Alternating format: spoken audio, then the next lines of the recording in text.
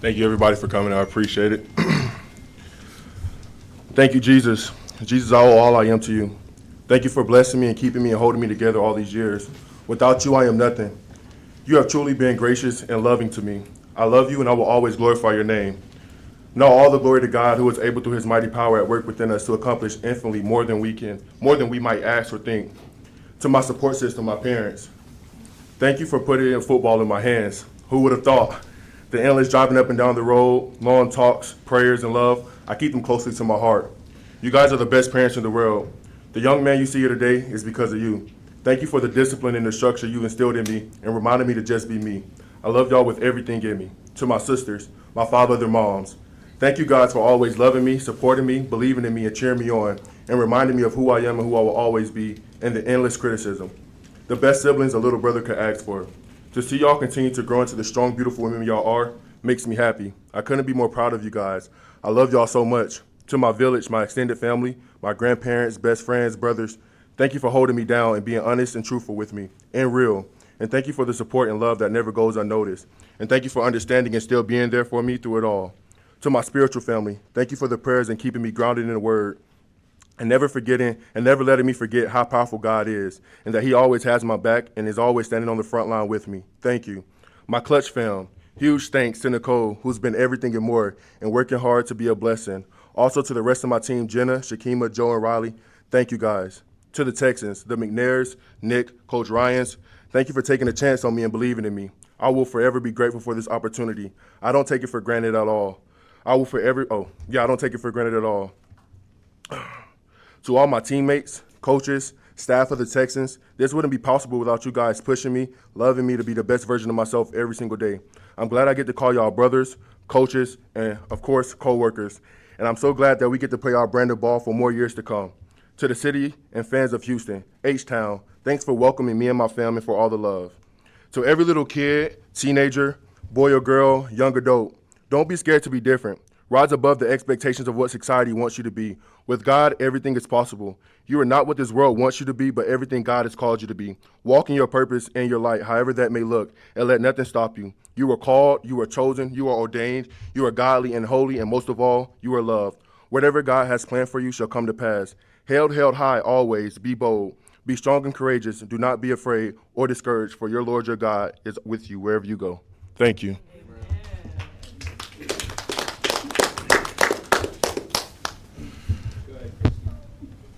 Well, congratulations. Thank you. You're just 24 years old to be now you're the highest paid non-quarterback in NFL history. What does that mean to you to have that designation? Most definitely. I've been so overwhelmed with joy these last couple of days, nonstop tears, and it's been a blessing. And I think for me, I look back at it, I love what I do. And I tell people all the time, they know, it's like, oh, the money, this. It's really never, ever been about the money for me. It's all just been about walking in my purpose and doing what God has called me to do. And to be able to be here right now and be in this moment and enjoy this moment, it means everything to me. And I just think about my family, everything that we endured growing up, all the hard times, everything, to get to retire my parents early, to get to see my sisters thrive, my nieces and nephews, the rest of my family. I think that's the biggest blessing for me. Well, congratulations. We were talking to D'Amico yesterday, and he, recalled the 2023 top 30 visit. He said it was the best he had ever seen. What do you remember about it? What do you feel like made it special for you? Yeah, I remember just walking in the building, and I felt it in my spirit. I was like, I got to be here. Even on draft, like leading up into the draft, I told Nicole, me and Nick had like a really long conversation, but I was like, Nicole, I don't care what you got to tell the Texans. I got to be in that building. But just walking in, the staff, the coaches, the culture that I knew that D'Amico was trying to build here, it felt great. It felt right. Like I said, I always tell people his mentality of what he wants his players to be, what he wants his staff to be, what he wants this building to be. It was easy for me to come in and play for him, and I appreciate him so much. And that was like my favorite visit of all time. And every time I tell anybody, I was like, bro, the Texans, yeah, that's the place you want to be at. Well, congratulations. And when they make an investment like this, they're investing in what you've done, but also what you'll do in the future. Yeah. What do you plan to do now to just go ahead and take this forward, and if anything, just keep growing as a player? Yeah, I think it's just staying to the process, not changing. I think it's about growth and obviously maturity, but I think it's about you just keep going in your same process. And, a lot of times, I'm young at this, but a lot of times, guys I think will want to change or do more. And I think the biggest thing that I'm going to keep with me is what D'Amico told me when I first got here. You don't got to be Superman. Just go be the same person you've been when we drafted you, when you was at Alabama, the leader, the player that you were. And that's what's been helping me succeed so far. So just continue to be myself, continue to grow my game, grow up my teammates, have fun with them, and just go play for them. D'Amico talked about team goals. You think about this in the context, you're going to be here for a long time. Your goals as far as trying to get to the Super Bowl, win a Super Bowl, all those sorts of things. Thank you.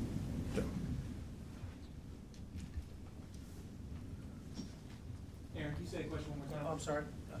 As far as D'Amico was talking about team goals, and as far as for you, Yeah. now that this is you're secured here long term, how much is that sort of you think about trying to win championships, things like that? Oh, most definitely. That question or that it doesn't pass my mind. After the last game, that's something that just going into workouts, going into training, that's literally all I've been thinking about. Ask me about contract. Yeah, the contract is cool, but ask me about winning.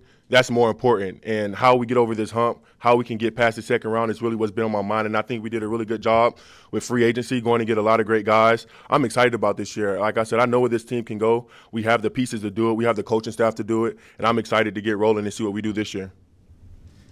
Well, you always talk about getting better each year. Yeah. What's your approach? What are you working on, looking forward to as you approach this off season to get better and get to that next level you mentioned? Yeah, most definitely. First, I always think it starts mental. How's your mental? How's your headspace? Getting back in the right mind, making sure that your mind is right so you can go perform the best you can. Obviously, for me, I still feel like in my game, I haven't even reached to the period of where I want to be at in my game. And I think this offseason, continue to build my body up to be able to bend or to be able to finish on the quarterback. I think that's the next step, is just be able to finish on the quarterback. I've been joking with Miles, and we've been going at it, and he's like, "Precious ain't gonna cut it, big dog." And we've been going back and forth, but it's been fun, man. But obviously, knowing myself and knowing my game is that's the next step for me. Hey, Will. Congratulations, first off.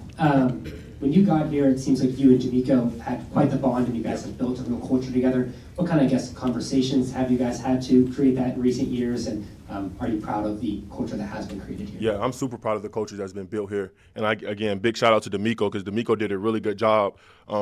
You talk to other players around the league when you go to Pro Bowl, and there's bro, we don't have a foundation of who we are. We don't have anything to lean back on of when things go wrong. And I think D'Amico always preaches swarm, and it's been brainwashed in everybody in this building from every point of the building. We swarm, and just talking about our relationship, man, he has an open door policy, and it's never a time that I can't go to him and talk to him. He's in his word as well, so we connect on a spiritual level as well. Will, congratulations, and I know your parents got to be proud. You and I have talked in the locker room. Which one of those sisters has been the roughest on you as far as getting you to this point now? Could you just point them out, because let's find the real engine behind all this. Yeah, let me put this out here too, because my sister's been getting crazy comments and everything. My sisters are the best. I wouldn't be here without them, so y'all can chill on them. But all of them, I would say. I don't think it's just one. I think they all played a big part in helping me get to where I'm at. Like I said, driving me up and down the road, taking me to practice, trying to get out in the yard and do different things with me, buying me clothes, cleats when they had the money when my parents didn't. I think all of them played a really big part. But who get on my nerves the most probably will be Riri. She's here right now. But that's my best friend, though, so she good. Will, going back to the day you became a Texan, we asked D'Amico and Nick about the process. Yeah. When did you know that you were going to be a Texan in relation to when the CJ pick was made and all that? Do you remember? I don't, because in the green room, Arizona was still on the clock, and that's a whole nother conversation for another thing. But Arizona's still on the clock. It was a minute 30 left. And I tell this story all the time. I promise you I'm not lying. D'Amico had called me, and I'm thinking, because at the time, me and D'Amico, we had a pretty good relationship. I'm thinking he's calling me yeah, man, I'm sorry we couldn't get you, obviously. And then he told me he was drafting me, and I just went crazy, because, like I said, I really wanted to be here. I really wanted to be a part of something very special. And as you can see, man, we've been on the up and up, and I think we're trending in the right way to get it done. Well, you've always been a leader element of this team. does something like this, the investment the team makes in you, does that kind of take it up another notch for you from a leadership standpoint? Yeah, most definitely. I think it does, but at the end of the day, I think it's how you come into the building every day. Every day you got to come into the building and be your authentic self. And no matter what you're going through, you got to leave it at the door and you got to come in here. And whether you're a leader, wherever it may be, you have to lead. And I think that's something I've just been taught either at Alabama or throughout my years of life, is just coming in here, being my authentic self and leading in the right way that I can. So contract, no contract, man, they handed me a responsibility. So I have to come in here and do that for the organization, for myself, for my teammates, and just the betterment of everybody else. Well, you said there were a lot of tears, man. Can you walk us through the timeline on when you found out that this was actually official? Who were you with? Yeah. And then maybe who were you, the first phone call, or who'd you talk to first? Yeah, I was training down in Dallas. And, I had checked my phone for it quick because I knew Nicole was, on me about it. And I was training, and we had took a little break, and she called me, and she was like, "Whenever you get done, I need you to call me ASAP." So my heart kind of dropped, because I'm like, man, I'm in here training. What's going on? And I get home, and she calls me, and she tells me everything, and I literally just dropped to my knees, and total thanks, tears. And then I had to get on the flight the same day, and I felt bad for the lady sitting beside me, because she was probably so concerned about me because I was crying the whole flight. But and then we FaceTime my parents. My mom, she wasn't able to be on the FaceTime call because she was flying back to Georgia, and my whole family just went crazy. Yeah, it's just a big moment for us, and like I said, it's bigger than me. I think about my family. I think about everything that we've been through, and to be able to, bless them just as much as they've blessed me. Hey, well, I wondered, at what age did you decide that you wanted to be a football player, that's what you wanted to do in life? And a follow-up to that, if you could tell that little boy that decided that you were to be in this position right now, what do you think that little boy would say? Yeah, I think that's what makes the story so great, because I never wanted to be a football player. They put me in football, and I just remember going through it and rolling around in grass. And, he probably going to hate that I put him on the spot, but Coach Rod, man, big shout out to him. He's everything that you want to ask for in a coach, whether it's just coaching you, just being a man of God, great husband, great father. He's been like a father figure to me, man, and he knows me and him had this conversation plenty of times. The story is just funny because it's like God has just been working unbelievably in my life. I didn't ask for any of this. I didn't ask to be a football player. It's like the journey's just been step by step. Like, I found out I was good in high school my sophomore year. Then God was like, okay, we can go to college. And I'm not even thinking about college. I get to Alabama, then it's like, oh, you're great. You can go to the league. Then I get to the league, and I'm just like, well, I know I'm good, but am I good enough to do this? And God has just been, man, just how he works is just unbelievable. But if I had to go back and tell my high school self, that's when I really was like, okay, you got a chance, how this would be. I don't even know what I would tell him. I was just outside having fun playing with my friends, but I would tell them, man, just stay true to your authentic self, man, and let God lead you, walk in your light, and have fun doing that. Well, obviously this would be a big moment for anybody, but can you explain in your words why it was so emotional for you? Yeah, kind of just piggybacking off what I said a couple of minutes ago, is just this was never I didn't have pictures of football in my room. I didn't have the Falcons were our favorite team, but I didn't grow up watching football. I didn't any of that. Life has just been its journey itself. It's just been one at a time. And so when this happened, like I said, I was just thinking about nobody but my family, man. And I didn't think about what I was going to get, what I was going to buy, no nothing. I'm like, bro, my family is set. That's it. And I think that's why I got so emotional, because these two right here, I mean, being in a 3-bedroom house with 6 kids wasn't easy, working long nights. My mom got to work overtime. My dad working overtime. He don't get to see us like that. It meant the world for me to do what I do. You know what I'm saying? It means everything for me to wake up every morning, to put these shoulder pads on, to put the helmet on and strap up, knowing what I do it for, knowing my purpose. And my family is one of my biggest purposes that I do this for. I know your grandmother was a big part of your life. What Yeah. do you think she would say? Look at Lil Willie go. That's what she would have said. Look at Lil Will go. She would be so proud, man. She learned how to use YouTube because of me playing football. She'll probably be posting all over Facebook right now. But she was a big influence in my life as well. Walking me out the door every morning before going to school, she couldn't walk down to the stadium, so she'd stay up on the hill and watch the games. And I remember one time, I don't even know how she seen this, but I had got pancakes so bad. This is when I first started. And she said, I seen that big old boy laying on you down there. I was like, dang. But nah, she would just be like really proud. And man, everything that I am is because of her as well. And I still hold her closely to my heart. And what I do, a lot of tears that they see before the games, a lot of that is for her too. Well, first of all, congratulations, brother. 2 questions. The first one, you said you never really were trying to be a football player. Yeah. When did you embrace, like, hey, maybe I'll be a football player? Like, when did you make that decision? Really, when I got to high school. And actually, I thought I was going to be a running back. I wore 28 because I wanted to be a running back like Adrian Peterson. And Coach Rod, my high school coach, Coach Rogers, shout out to him. I never forget, he was like, I'm moving your position to defensive end. And I cried. I called my mom. I was like, Mom, they trying to move me to defensive end. And it worked out. But after my sophomore year, it worked out. After my sophomore year, because I didn't play my freshman year. My sophomore year, one of my big bros, he took me to a trainer. I started training. And I took off my sophomore year. I had a really great sophomore year in high school. And ever since then, I didn't look back. My dad put me in training. We'll have a game Friday, Saturday morning. I'll be in training the next day hurting. And ever since then, it just, the process, the grind never stopped. Football, DeMeco talked about this yesterday, that he wants guys in this building that are willing to buy in again. Yeah. Can you talk about just how hard it is to go through the offseason, go through the season, and then take an L to end the season and be like, I got to do that again? Like, how you get the building to buy in to like all that work again? Yeah. I think it's just the process. You got to have fun with your process, and I think we do a really good job of our process here and having fun with our process. And I think the people here make it really great too and make it really special. And I think the locker room is what makes it really special. You have a bunch of guys that is hardworking guys that love football, that has embraced the culture. So I don't really think it's redoing anything. I think it's just getting better and coming back and working just as hard as you did last year. We have a bunch of guys, man, that love ball.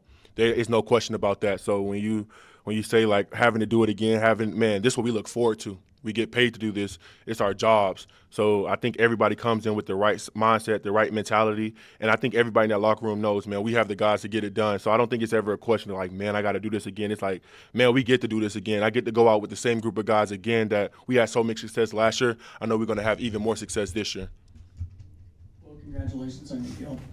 I know you've spoken a lot about DeMeco Ryans and your relationship with him, not just because of your ties to Alabama, but how has he helped you grow into the player that you are today, the person you are today, and now knowing that your story is far from over with him and that you guys got another 5 years together to be able to build this thing up the way you want to? Yeah, most definitely. Man, the one thing I love about DeMeco, man, he lets you be. He lets you figure it out. He lets you, you struggling a little bit, you go talk, but he going to let you figure it out. Like, you're having a slow start to something, all right? And that's what I love about him, man. He knows he's been in our shoes before. He knows how the game works, and I think that's what I appreciate about him so much because he doesn't hound you, he doesn't be all over you, man, and he lets you go play. And I think it goes back to him being in his word as well, being grounded in his faith. I think that spreads throughout the whole locker room. Just seeing a head coach who's grounded in his faith and he implements it in what he wants this team to be and how he wants this team to come up. And just for me watching him lead and everything like that, as a leader, I look up to him as well because I'm like, he leads like this. I can maybe take a few nuggets from him and the way he speaks, the way he has energy every day, the way he's the same guy every single day. We talk about like coming to the building. He's the same exact guy every single day, running sprints with us, talking crap. Everything, like coming to the defensive meeting, making little jokes here and there. You just get the same guy every day, and I think that's what makes him great. We got time for 2 to 3 more, y'all. I think early in the offseason, there was a video posted on Instagram, might have been yours, where you spoke at a prison. Yeah. Just, I guess, speaking of gospel and things of that nature. Take us back to that moment. What was that moment like, and what did you just kind of overall learn from that experience? Yeah, we was up in San Francisco. I think that was doing the Pro Bowl, and I had got the opportunity to go with God Behind Bars with my agent, Nicole. And, man, it was a life-changing experience, very life-changing. Anybody that's deep in their word, the journey is something. Once you get close with God and you start on your journey, man, it's like that's when you start to see so much impurity in yourself and start to see the ways the world will pull you in. And, sometimes it make you question yourself, question other things. But walking into that prison, man, and seeing how strong their faith was, and I think that's one of the biggest things that I don't think is talked about enough in Christianity is it's faith-based. And when I walked in there, I mean, these guys are facing life. They don't get to see their kids, don't get to see their families, but their faith was so strong in Jesus Christ. It literally changed my life because I'm out here, I'm free. I have so much free will, I can do what I want, but these guys are here incarcerated and can't do much. But they're like, the one thing that I can cling on to is my faith, and I know that my situation will get better. And to be able to speak to those guys and to speak life into them is just as much as they speak life into me. It was just a very wholesome moment. Well, I meant to say congratulations already. No. Congratulations. Kind of a two-part question. Can you talk about the way you saw your parents work hard and take care of your family, how that impacted you, and just the process you've had with your team of getting here? Yeah, most definitely. I guess I start, with my dad first. My dad always told me, man, he worked in a food warehouse that was very cold. He said, man, I don't want you doing this, man. I never want you working this. I don't want you to be where I'm at. And he invested so much into me. The times that he wasn't at work, he always took me out with him wherever he went. But when I got a chance to go to work with him and I got to see how much of a hard worker he really was, and I remember he was a barber, and you get so much free time when you're a barber. But when you start having kids and everything like that, life changes. So to see him put that down, go get a job and provide for this family, man, that's somebody that I look up to. He always tells me, man, you're not a follower, you're a leader. You know what I'm saying? And I think that's something that stuck with me as well. But seeing his hard work every morning, getting up, dropping us off at school, not getting home to 12 a.m. some nights, have to get back up, do it again. Couldn't make it to my practice, but can make it to my games. And then you talk about my mom. My dad was always working. She go to work, got to deal with all her, crazy clients or whatever, and then come home and deal with our craziness. But just watching both of them in their workspaces, how they deal with people, how they talk to people, how they do their due diligence on their job and walk in their purpose in their job, that's something I took with me. And when I come here in the building, man, it's easy. It's easy. Not because of course, of what they instilled in me, but because of the people that's here, because of the guys that's here, because of the staff that they've built, because of the owners, the GM, the head coach, the staff that we have. It's easy.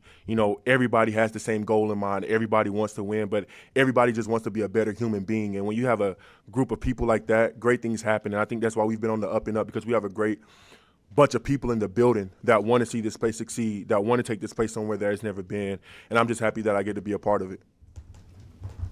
Well, when it comes to investing, the Texans have been drafting, developing, and investing in young players like yourself. Yeah.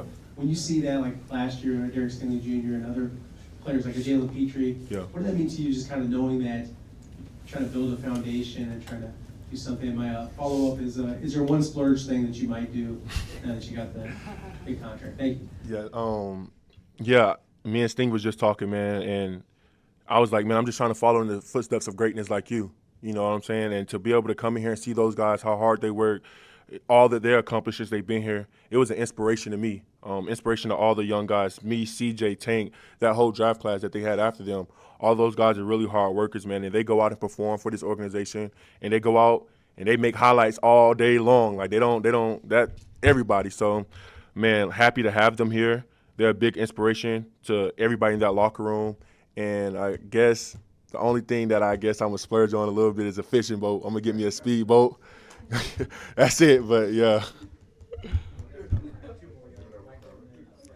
Hey, well, I'm curious, have you and CJ, was there any kind of call from him after you signed your contract? And I guess moreover, what do you like about having you two as kind of the pillars of this organization? Yeah, he had texted me, man. It was great, but man, coming in with CJ, man, has been awesome.